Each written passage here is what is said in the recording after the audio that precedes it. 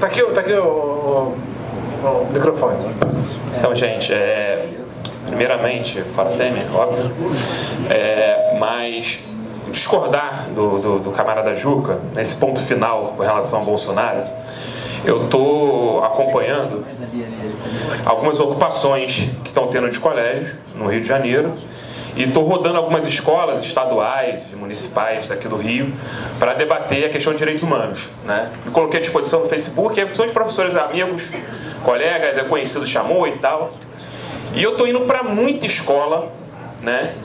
E muita escola eu estou vendo jovem, negro, pobre, defendendo o Bolsonaro e reproduzindo discurso ipsilitris, assim. Mas com uma força que é inimaginável.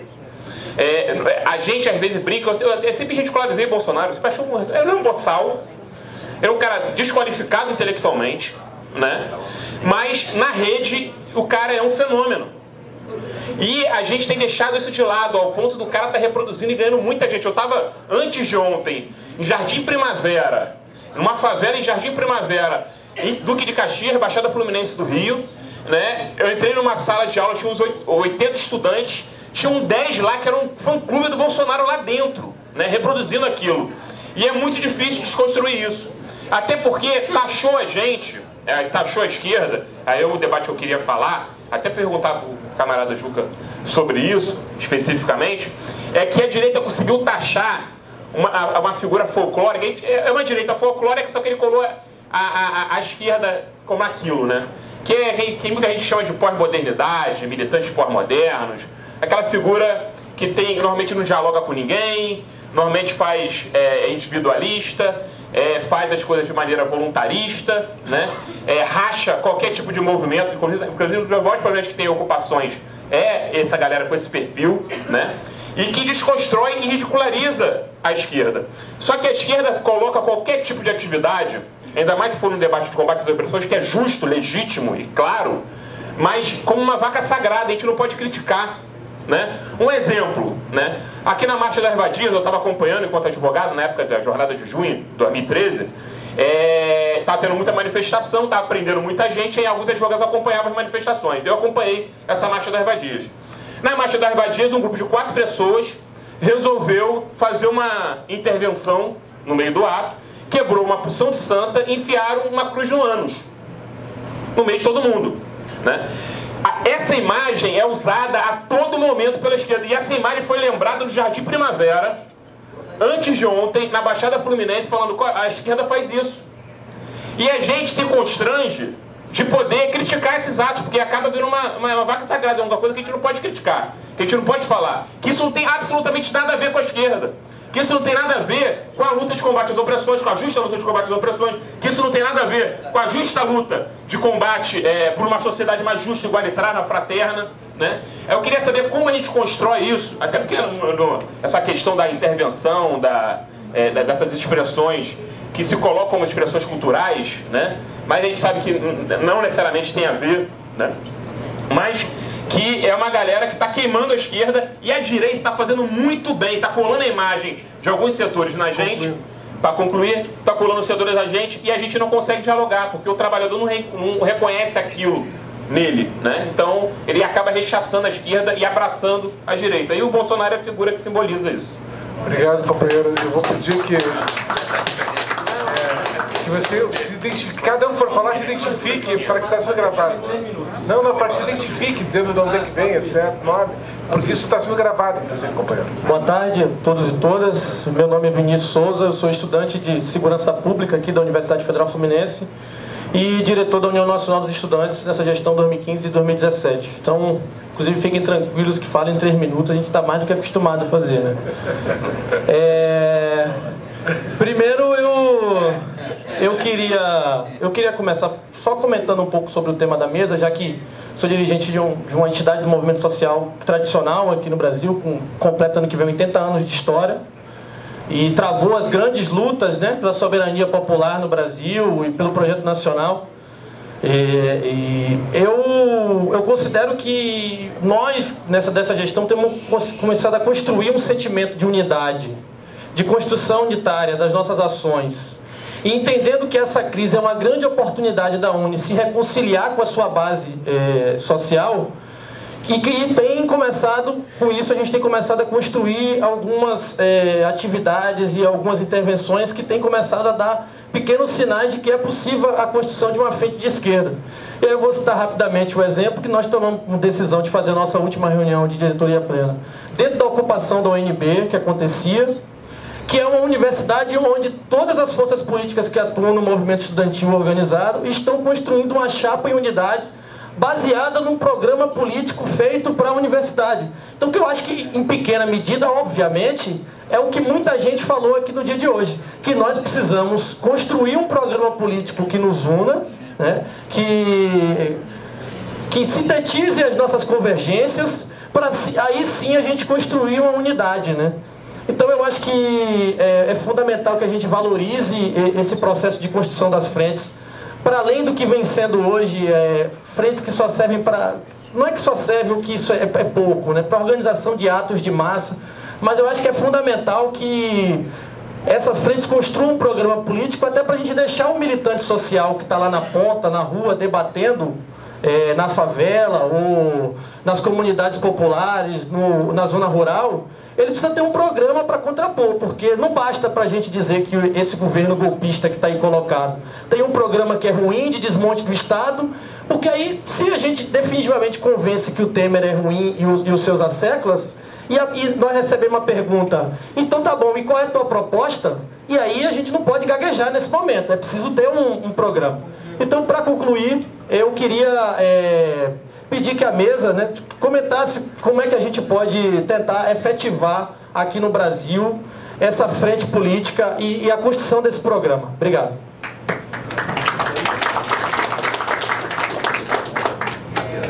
Vai falar. Eu não digo nem quanto vou falar, nem não vou falar, porque senão cada vez que você fala, você perde um tempão. Na verdade, o rapaz lá, o camarada lá, concordou plenamente com o que o Juca falava aqui, né? Mas, claro, a gente tem que ter um cuidado danado com cada coisa que fala, ainda mais agora que alguém, às vezes se diz que conserta o avião com ele voando. Nesse momento a gente não pode usar esse exemplo, né? Essa imagem. Mas que a panela está fervendo, tá? E é aí que a gente... Então, nesse sentido, aliás, fiquei pensando que, na verdade, quando o Juca falava que tem 2 filmes, né, Leopoldo?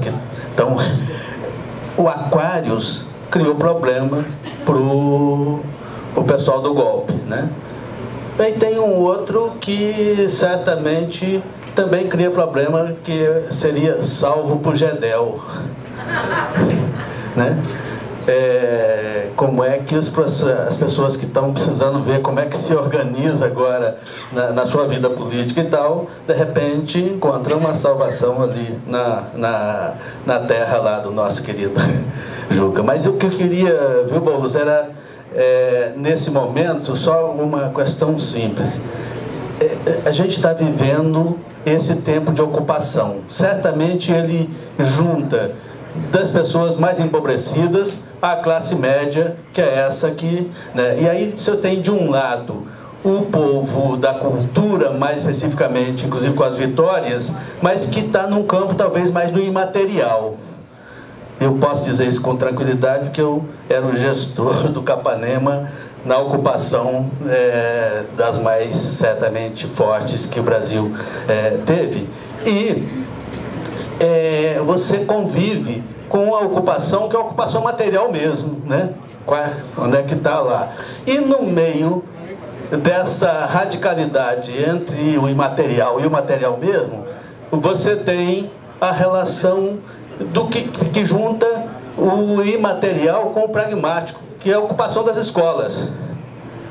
E aí a garotada toda que está, claro que tem a moçada lá também, Bolsonaro e tudo mais e tal, mas tem lideranças da qualidade de Ana Júlia e de tantos outros pelo Brasil, né, que certamente nos ajudam a pensar que projetos para o país a gente tem agora. Então gostaria só de saber um pouco como é que vocês trabalharam isso.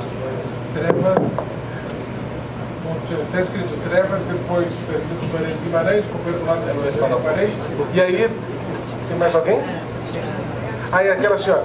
Bom, então, esses três em sequência, e eu vou ter que encerrar porque tem um coffee break esperando, a companheira Viviana tem que viajar, e o Tarso e o Thomas voltam para a mesa para fazer o encerramento. Então, eu vou ter que ser um pouco antipático aqui, ou bastante antipático. Então, Trevas. O mestre Juca, né, comentou que não abre mão do nosso legado e estamos juntos, mas também era importante observar os nossos erros, né? Eu sou um moderado e um negociador, vou traduzir os erros como nossas debilidades e nossos déficits, né? E então eu queria destacar duas questões, assim, duas grandes debilidades que incidiram sobre a nossa trajetória, e espero que a superemos para que não continue incidindo o ciclo que vem por aí, né? A primeira eu chamo o ultraconjunturalismo, né? O PT, em pouco tempo, olhando a história do Brasil, fez o que fez, né? E como é que nós acontecemos? Afirmando princípios gerais, que a nossa diversidade, cada uma delas dava a sua interpretação, mas com muito sentido do aqui e agora, né? Entretanto, quando se assume a direção do Estado brasileiro, né, através do governo, nós somos obrigados a interagir ou seremos surpreendidos pela história do nosso país. Então, nós somos um partido político que chegou onde chegou, sem nenhuma leitura coletiva comparada da nossa história do país. E por isso, fomos surpreendidos por problemas dessa história que bateu às nossas portas, né? Então, quero dizer que, por exemplo, o tenentismo de toga hoje, se ele tivesse uma leitura sobre a Revolução de 30, como partido político, e eu, por razões políticas, vivi fora, os partidos onde eu vivi disputam os capítulos de suas histórias nacionais. Há um debate sobre qual é a unidade italiana. A vitória foi à direita, mas tem a tradição que era da esquerda, que tinha sua agenda com Garibaldi e todo esse movimento, né? Nós nunca conversamos sobre qual é a nossa opinião sobre a Revolução de 30, a natureza da República, né? A formação do nosso país, porque mesmo nesse momento de ruptura tinha disputa. A independência foi uma disputa e a gente só reproduz o manual de história, né? E esse ultraconjunturalismo é tão forte que o meu querido colega, que hoje exerce a direção da UNE, né, como ainda prisioneiro do ultraconjunturalismo, não reconheceu que temos aqui o meu vice-presidente da UNE, né, que nos conduziu, Roberto Amaral, por favor, né, nas nossas greves, né? Então, quero dizer que esse ultraconjunturalismo é tão profundo que nos faz não ter memória, né? E a outra questão, rapidamente, é sobre o Estado. A minha associação esportiva, né, o Partido dos Trabalhadores, as suas três grandes vertentes tergiversaram sobre o tema do Estado. Nós tergiversamos, e por três razões. O pessoal que poderia até ajudar, que vinha de uma tradição política anterior ao PT, que tinha passado os grandes debates políticos de teoria política, se omitiram porque, como nós éramos assim, enfim, mais intensos, só queríamos pensar o Estado na sua ruptura. E por isso fomos silenciosos sobre esse tema. A segunda vertente, os meus queridos amigos do movimento sindicalista, como não tem o conceito de instituições, tem o conceito do aparelho. E o aparelho, qual é a diferença de um bom aparelho e de um mau aparelho? É a sua direção, né? E o terceiro, mestre, você tem de estar atento a isso. Os movimentos sociais, com uma profunda desconfiança, com razão histórica da relação com o Estado, a sua estratégia ou a sua abordagem era criar sobre o Estado mecanismos de controle externos, mas sem abrir a institucionalidade desse instrumento, né? Então, eu quero dizer que tem houve uma conspiração da nossa história, para tergiversar sobre um tema que não poderíamos deixar de lado, né? E aí os nossos companheiros que assumiram parcela da direção do Estado não tinham nenhuma cultura de governo e ficamos prisioneiros do estranho de cada um. Os nossos governadores não chamavam para conversar, a gente só fazia reunião. Mas como é que eu construo leitura, consenso? Ou seja, nós nos tornamos classe dirigente, rejeitando o conceito e exercendo de uma forma pouco sofisticada essa dimensão. Obrigado, companheiro Juarez. Os outros dois companheiros já se preparem que ao final da intervenção do Juarez já vão falar, né? É a palavra. Saudar essa exuberante inteligência política do Juca, trabalhando agora, então, os impasses gerais da resistência democrática. Eu falo isso por uma razão, e é a pergunta que eu lhe dirijo, porque eu estive acompanhando muito de perto a organização da Frente Brasil Popular, e eu acho que o grande limite dela foi exatamente de não conseguir criar na base as suas estruturas. E a partir daí, então, ela repetia o público. A partir de um determinado momento, o máximo que nós conseguimos fazer, por exemplo, em Belo Horizonte, houve magníficas manifestações de 40, 50 mil pessoas, mas era uma vanguarda muito ampla, assim, mas não chegava na base. Olha, o Juca talvez tenha construído a política pública, pontos de cultura, que eu acho que pode ser muito importante nesse momento agora, porque ela enfoca o problema político a partir do político-cultural, quer dizer, fazendo disputa de valores. Ela trabalha em rede, isto é, se adaptando às formas populares de organização e organizando isso, e trabalha muito com comunicação, que é exatamente uma das grandes debilidades até hoje, tanto da Frente Brasil Popular quanto da Frente Povo Sem Medo. Então, a pergunta que eu lhe dirigiria seria nesse sentido. Perguntaria também ao companheiro Boulos, enfim, uma afinidade muito grande sobre a previsão do que será o ano que vem e sobre a importância da gente se posicionar para disputar este momento de profunda instabilidade, de convulsão social. Eu gosto da expressão, acho que é isso mesmo. Então, qual é a imaginação, Boulos, que você está construindo política para este momento? Eu lhe perguntaria. E a Viviana, eu gostei muito disso, desse projeto de uma mobilização continental, convergindo vários temas, e se está prevista algum momento disso convergir para esta luta de resistência no Brasil, se há alguma agenda de convergindo para isto, e para que as frentes e o partido se orientem nessa direção. Muito obrigado. Vê como é que é militante antigo, né? Cravou nos 3 minutos. Se faz mais uma direção. Meu nome é Lúcia Tereza, eu sou professora do ensino fundamental da cidade do Rio de Janeiro. E aí, eu ouvi parte da mesa de manhã, fui dar aula e voltei para assistir à tarde. E aí eu queria trazer aqui uma reflexão que eu fiquei assim me remoendo por dentro e por fora, então vou compartilhar. Que é essa, né, a gente sabe assim, essa forma binária desse mundo do bem e do mal, né? E aí eu quero estar dividindo com vocês o avanço que teve, né, nessa última década de um pensamento mercantil na educação de ensino fundamental, né? Com a terceirização aqui no Rio de Janeiro, então, das políticas municipais, né? Porque quando a gente fala de cultura, a gente pensa nos pontos de cultura, a gente pensa, né, nessas questões desses trabalhos de base.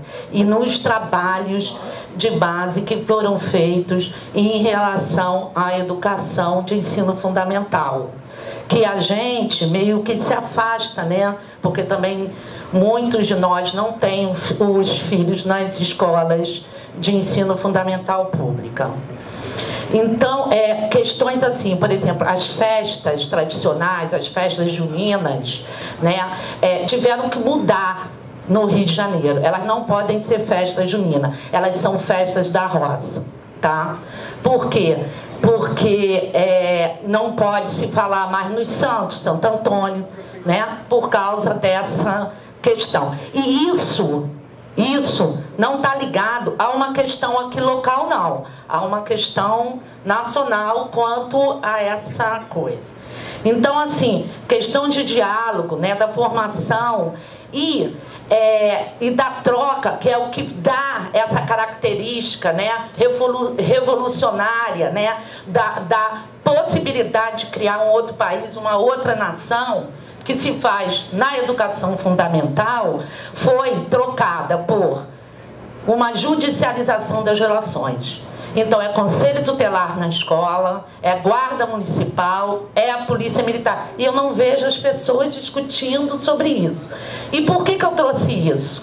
Porque eu não ouvia, talvez eu não tenha ouvido, porque não estava aqui na parte toda da manhã, se falar que nós estamos vivendo um golpe judiciário, e ele cada vez avança mais, e essas relações foram denunciadas nas escolas de ensino fundamental nesse país afora. Então eu queria ouvir a mesa sobre isso. Obrigado, companheira. O último inscrito.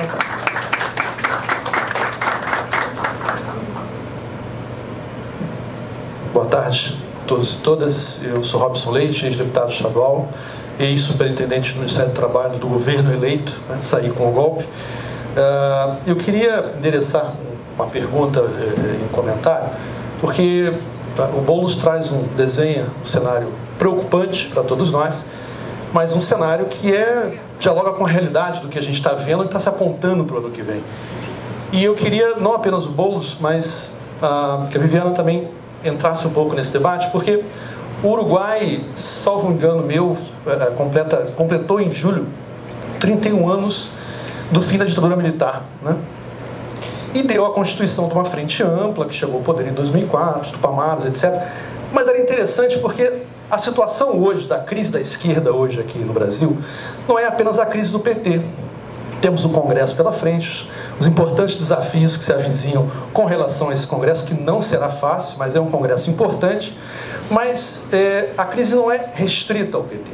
A crise é uma crise da esquerda, é uma crise de, como foi colocado aqui por alguns, de encantar corações e mentes da juventude, trazer essa turma para os nossos ideais, nossas bandeiras, enfim, para aquilo que a gente acreditou, e alguns que aqui estão, vamos dizer assim, enveredaram parte significativa da sua vida para construir. Então talvez fosse interessante entender um pouco como se deu essa unidade no Uruguai. Porque se pararmos para colocar hoje, que a gente costuma olhar a realidade hoje do Uruguai da Frente Ampla, e a gente deseja chegar a algo nesse sentido, só que você compara em algo realizado com algo que a gente tem que fazer. E aí a gente esbarra, por exemplo, em questões legais aqui no Brasil, é uma legislação assim. Mas como é que se deu lá, uma vez que quando eles chegaram também não era fácil? Também não foi fácil. Também não era simples. Foram anos de ditadura militar sangrenta, enfim, com toda uma história muito peculiar da América Latina. E hoje o Uruguai é quase que a nossa, vamos dizer assim, referência ali, né? Um dia a gente chegou a farol colocar... do socialismo. Exatamente, né? Chegamos a colocar aqui, já concluindo, chegamos a colocar inclusive que o Brasil era importante nessa conjuntura da América Latina, e hoje nós temos no Brasil e na Argentina aqui um governo ilegítimo de direita, e na Argentina um governo de direita, de certa forma, legitimado. Então o Uruguai está ali no centro, resiste. Como é que está a situação hoje? Mas, sobretudo, como se deu essa construção? Porque, evidentemente, a esquerda ela tem dificuldade de unidade, né? Nós percebemos um pouco isso nas eleições municipais do Rio de Janeiro, em todos os aspectos, tanto no primeiro quanto no segundo turno. Acho que foi um avanço significativo, porém, muito longe dos sonhos e ideais que todos nós queríamos marchar desde o início, numa frente, numa construção. Eu acho que talvez fosse interessante ouvir um pouco isso, e o comentário também do Juca e do Boulos nesse sentido. Obrigado. Obrigado. Bom, encerradas as intervenções, enquanto a mesa se organiza aqui para responder, já fazendo suas considerações finais, vou pedir que o Adão venha aqui para só para contar o que é o livro dele, e também que é um livro que vem muito bem prefaciado pelo Benedito Tadeu, um dos grandes sociólogos desse país. Pessoal, boa tarde a todos os amigos, amigas, companheiros, meu sempre ministro. Eu sou o Vila Verde, eu sou deputado lá do PT do Rio Grande do Sul, sou professor engenheiro, e por uma sugestão de vários camaradas e companheiros, trevas entre os quais o Tarso e a Célia Pinto, que é a nossa pesquisadora lá, o Tadeu, enfim, vários, a gente todos nós em meio à luta política, né, acabamos escrevendo muito, formulando muito, debatendo, enfim, e produzindo todas as armas, os documentos, os discursos e as articulações possíveis para enfim, enfrentar aquele período ali, que foi um período, né, que não precisamos resgatar aqui. E também, bom, fechamos esse ciclo aí né, com a caracterização do que é o golpe, o nível de articulação dele nacional e internacional, né, todas essas questões que a gente inclusive falou aqui. E aí sintetizamos, de fato, nesse livro, muito bem prefaciado pelo Tadeuzinho, pelo professor Benedito Tadeu César, também com a contracapa da Célia Pinto, tem artigos, praticamente todos os artigos são meus, assim. Então a gente tem uma demanda muito grande, tem fazendo muito debate nessa linha um pouco de também disputar a ideia da narrativa, né? Mas é um texto que não se restringe simplesmente a uma caracterização do golpe, é um livro, e ele pega três grandes partes assim do momento político, da conjuntura e seus desdobramentos, né? Ele pega o primeiro momento, esse que a gente caracteriza o golpe como sendo o terceiro turno sem urnas, é o primeiro capítulo do livro, Juarez, terceiro turno sem urnas, depois um segundo turno, ataque aos direitos sociais, aos avanços e às conquistas, e óbvio, e no terceiro turno, talvez seja estou fechando aqui, pessoal, por uma característica lá meio gaúcha, né, Targião e Paim, né, o terceiro capítulo do livro é o entreguismo, né, um pouco meio brisolista, atualizado assim a conjuntura, enfim, porque um dos temas do nosso ponto de vista que está por trás do golpe, da articulação toda, né, não é o combate à corrupção, não é o enfrentamento à corrupção, isso aí nós sabemos que faz parte da história do Brasil, do Getúlio ao Jango, até agora, enfim, né, mas o que é mesmo é implementar um grande projeto neoliberal aqui. E uma das características do modelo neoliberal, obviamente, é uma relação do ponto de vista externa, subordinada, entreguista, etc, etc. A gente vai estar à disposição, olha o livro, quem quiser, mas é muito mais, inclusive, para a gente ficar à disposição dos estados e poder circular e debater, enfim. Obrigado. O Tarso está dizendo que, como a gente tem que sustentar o livro e ninguém paga o livro para a gente, é de uma editora importante, da editora Sulina do Rio Grande do Sul, se alguém puder deixar R$20, mas não será por causa dos R$20, mas se alguém puder deixar, ajuda a sustentar coletivamente o livro. Legal, pessoal? Obrigado. E acho que a semana que vem, se tudo der certo, para o encontro que nós vamos ter com o pessoal da Front Gauche, da Frente Gauche do Mélenchon, lá em Paris, nós vamos lançar esse livro lá na Universidade de Paris 8. Ok? É um encontro casual lá, mas nós também vamos fazer um debate sobre a questão. Em Paris, só na 8 mesmo. Um abraço. Legal, pessoal. Um abraço. Bueno, de hecho me voy a concentrar en responder las preguntas concretas brevemente, porque mi vuelo sale en 2 horas y tengo miedo de no llegar. La primera pregunta en referencia a la jornada continental. Como yo intenté explicar en mi exposición, la jornada continental es un proceso en construcción, y la semana pasada hicimos en Montevideo una reunión de evaluación de los primeros pasos que dio esta jornada, y uno de los desafíos fundamentales que salieron ahí de todas las organizaciones convocantes originariamente fue el de incorporar a más y más movimientos y organizaciones sociales en todos los países, y hacer que la jornada sea vista como una herramienta para potenciar las luchas nacionales y darles de verdad un sentido continental. Entonces, entre las organizaciones que convocan la jornada hay organizaciones sociales brasileñas, están la CUT de Brasil, también la Confederación Sindical de las Américas, que es continental pero tiene su sede en San Pablo, está el movimiento de los trabajadores sin tierra, la Marcha Mundial de Mujeres, el capítulo Brasil. Hay un conjunto de organizaciones que sabemos que son importantes en las movilizaciones a nivel nacional, y ellas tienen como el deber primordial de construir unidad con la agenda de la jornada a nivel nacional y potenciarla de doble vía.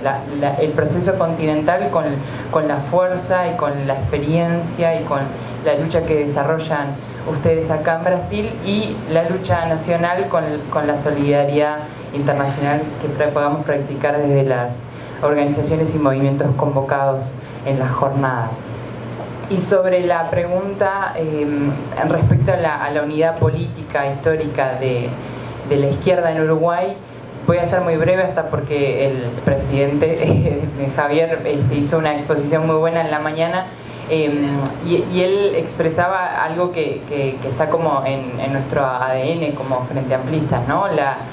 La unidad de la izquierda surge desde la unidad originaria del movimiento sindical y los primeros emigrantes europeos en nuestro país que fundan los partidos políticos fundacionales de nuestra izquierda, ¿no? Y el Frente Amplio construye su lucha, ¿no?, desde esa cuestión que Javier planteaba, la unidad como normatividad. Para ir al día de hoy, yo comentaba que estamos ante un momento de encrucijada, en donde implementar una agenda de izquierda, por todo lo que venimos hablando desde que empezamos la actividad, es cada vez más difícil, y donde una unidad de un partido o una fuerza política con la heterogeneidad que tiene el frente es un desafío aún más grande, ¿no? Entonces, ¿cómo se logra? Yo creo que nosotros no podemos pensar en que ya lo logramos, que estamos del otro lado, no. Lo estamos construyendo día a día con cada discusión política, con la honestidad intelectual puesta arriba de la mesa, con el compromiso frente amplista, desde el espacio de la sociedad en el que nos coloque la vida militar, desde los movimientos sociales, desde el partido político, construyendo izquierda y mirando estratégicamente hacia adelante y pensando que el objetivo concreto y real es fortalecer la herramienta para cambiar la sociedad y no ganar las elecciones cada 4 años. Entonces, la unidad es algo en construcción, nosotros no lo tenemos resuelto, si bien estamos lejos de tener una crisis política y tenemos una fuerza política fuerte que nos da como reticencias, pero a la vez entusiasmo de que lo podemos llegar a lograr.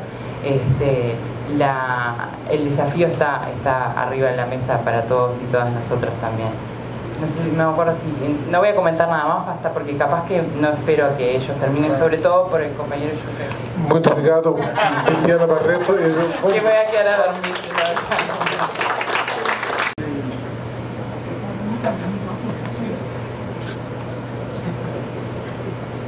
Bom,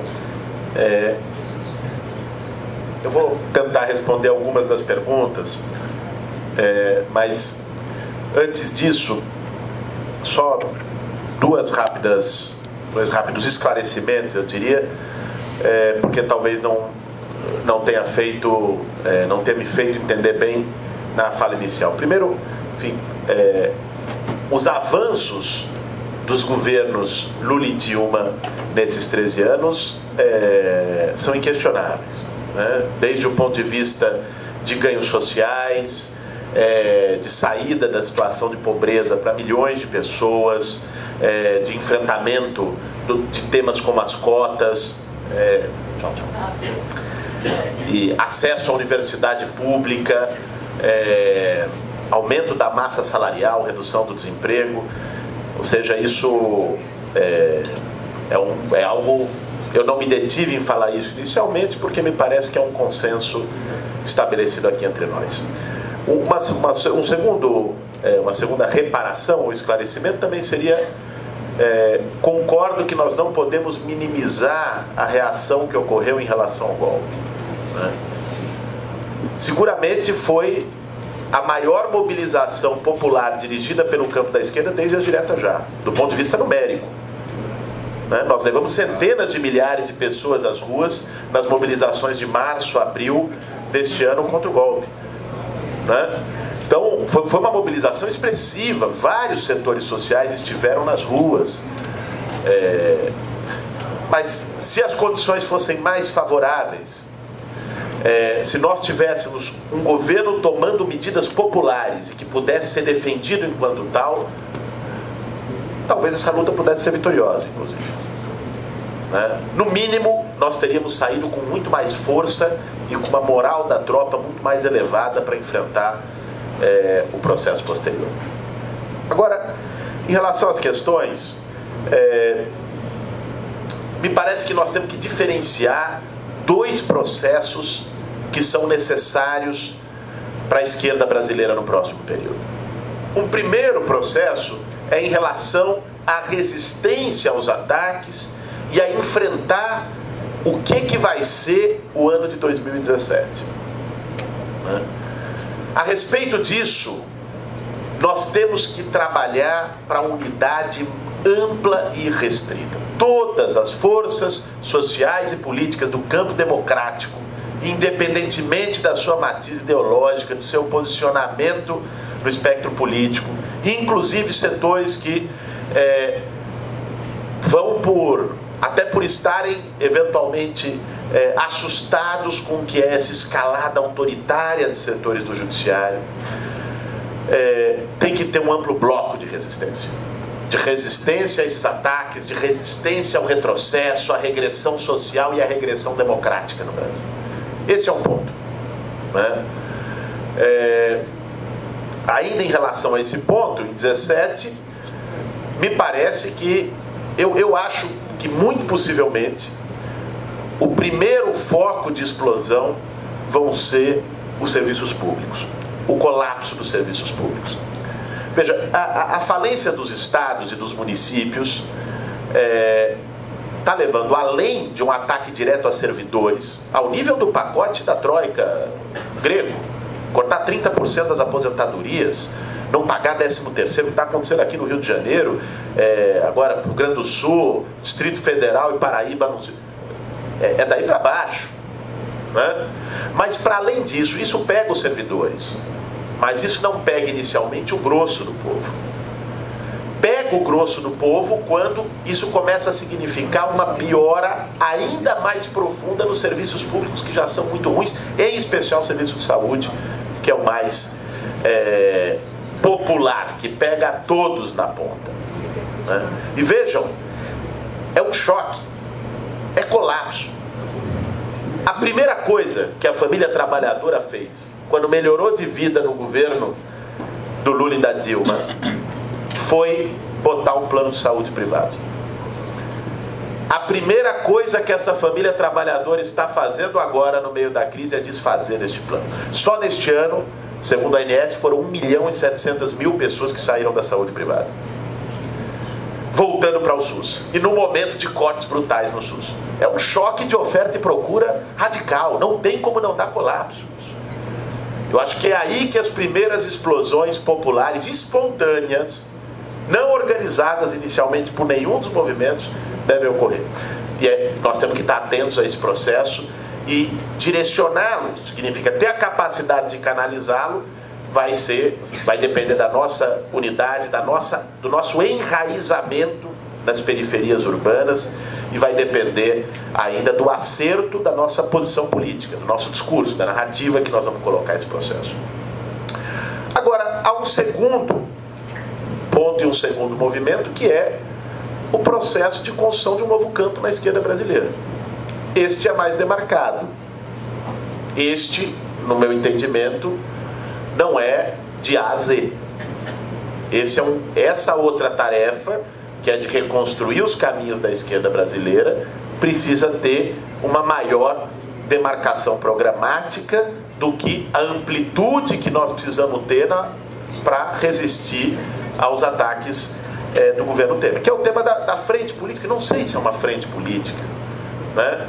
Não está claro ainda o que vai ser. O que está claro, na minha opinião, precisa se dar também num processo a quente de luta social. Precisa cumprir os desafios de fazer uma disputa ampla na sociedade e de um programa contra-hegemônico. E 3, não pode se dar olhando para as eleições de 2018. Né? É claro que passa por isso também, não se nega o fato das eleições de 2018. Né? Agora, nós temos que pensar um projeto de esquerda no país para os próximos 10, 20, 30 anos, não um projeto de esquerda no país para as eleições de 2018. Né? Nós temos que pensar um projeto mais amplo, até porque daqui até 2018, do ponto de vista histórico, nós temos uma década. Pensar 18 hoje é uma temeridade incrível. O que pode acontecer em 17 pode virar tudo de cabeça para baixo. Né? Nós temos que pensar esse processo de uma frente, de uma nova organização, de um novo campo. Isso não está claro ainda, depende de variáveis dos próximos acontecimentos, mas de uma maneira mais demarcada e focando o processo de reconstrução estratégica da esquerda. Concluo, mais uma vez, agradecendo aí ao convite dos organizadores do evento e dizer que foi muito proveitoso tanto esse debate da tarde, mas também o debate da manhã com a presença dos companheiros aí, irmãos latino-americanos, trazendo as suas experiências. Eu acho que cada vez mais, nesse momento histórico, é necessário, cumprimento, Tarso, a ti, é necessário estabelecer espaços de interlocução como esse.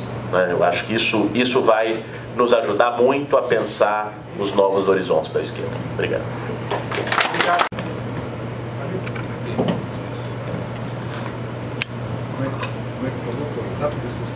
Vou falar rapidamente.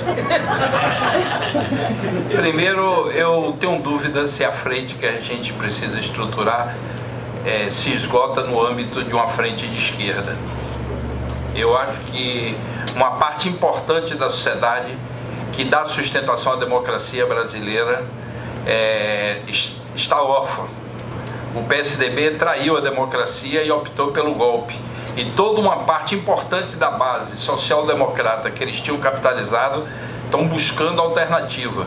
E eu acho que isso daria um reforço enorme em cima de um programa, de um projeto. Eu acho que seria importante a gente estruturar uma frente que abarque o conjunto da esquerda, ou parte importante da esquerda, e vá até esse segmento democrático. Eu vejo mais uma frente democrática e popular.